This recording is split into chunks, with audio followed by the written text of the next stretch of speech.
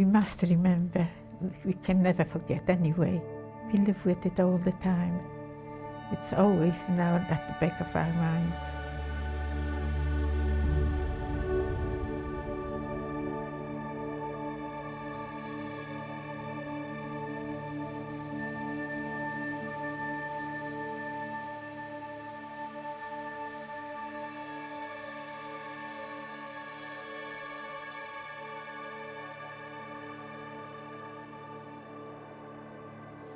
So, Renee, where were you living when the war started?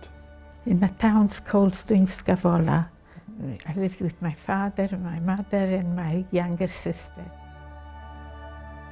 Ours was a very large and well-known family. My father was one of 8 children, my mother one of 4. I had lots of aunts and uncles, many cousins. My father was chief accountant in one of the largest textile firms in Europe.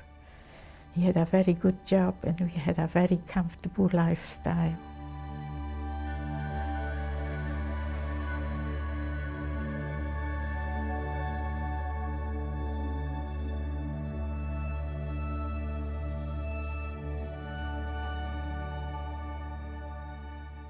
And how quickly did things change? Almost immediately for me. As soon as they came in, the Germans, they started making rules. Every day there were new rules for Jewish people. We weren't allowed to walk on the pavements, we had to walk in the gutters. We were not allowed to keep our shops open. And you wasn't allowed to practice your professions. So life became very, very difficult right from the beginning.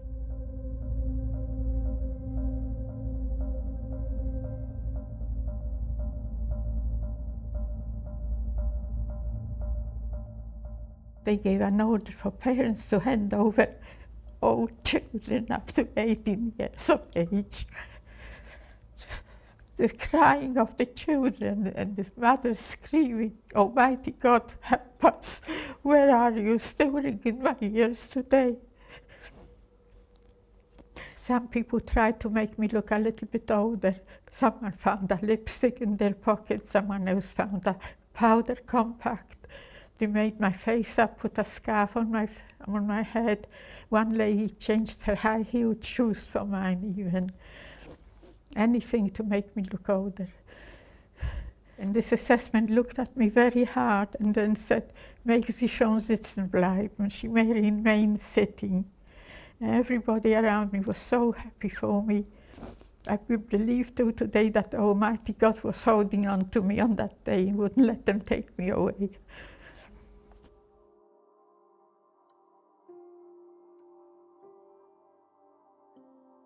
Saying to us, "You are here now in Auschwitz Birkenau. This is the place where people are being taken straight to the gas chambers." So we knew.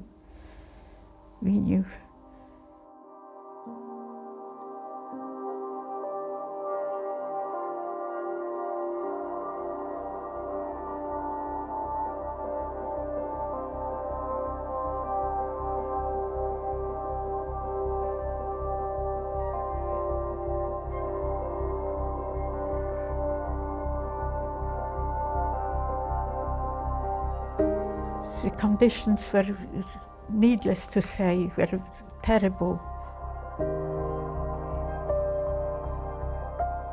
They separated, ladies separate, men separate. At the head of the queue, a selection process was being conducted by the infamous Dr. Mengele, the butcher of Auschwitz, we learned later. With a flick of his finger, he directed one to die and one to live. One to the left, one to the right. After each incoming transport and each collection from the huts, you could see black smoke all over the place.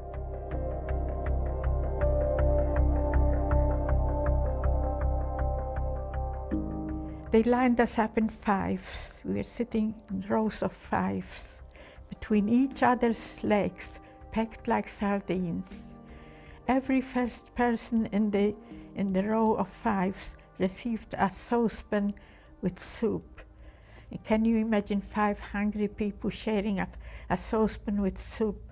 We didn't even have a spoon.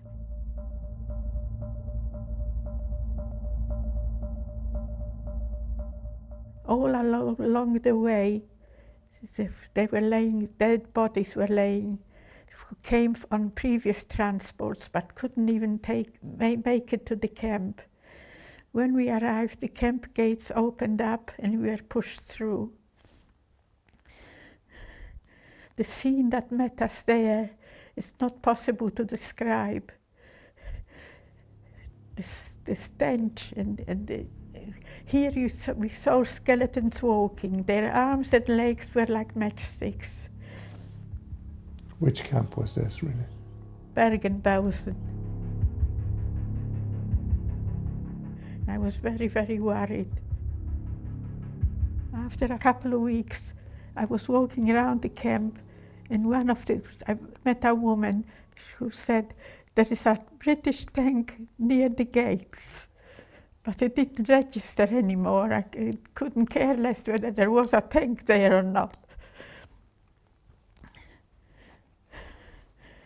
And then, after a few days, the British Army liberated Bergen-Belsen on the 15th of April 1945, on a Sunday. He said, "You are free now. We are the British Army. Food and medical care is on the way."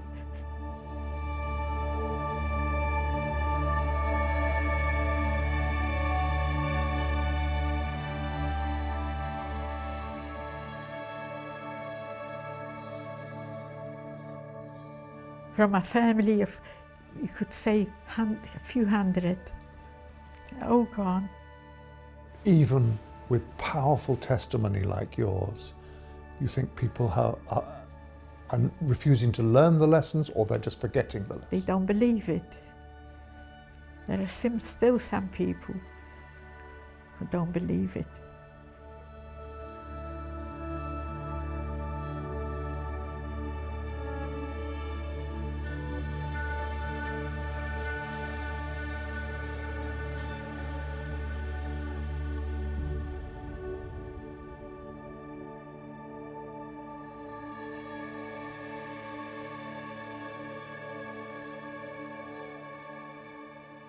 Hitler didn't think that I'll still be here at 95. I'm still here